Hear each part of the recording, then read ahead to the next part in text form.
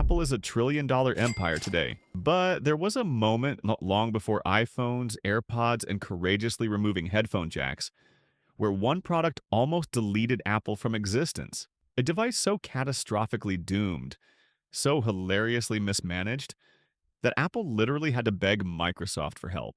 And yes, this thing was 100% Steve Jobs approved.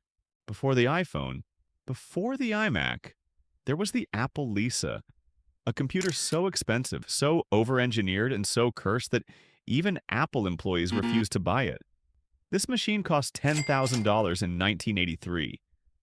Adjusted for inflation, that's sell your house to afford a GPU money.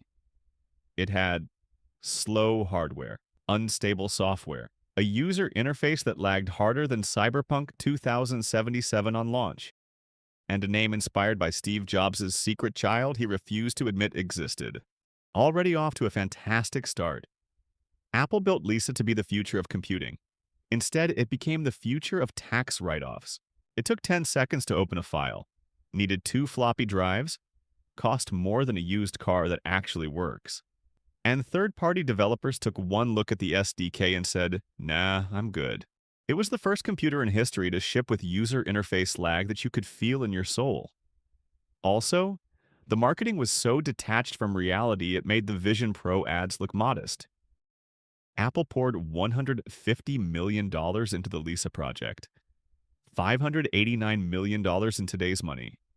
In return, they sold about 10,000 units. Losing about $50 million with this project, Apple was hemorrhaging cash.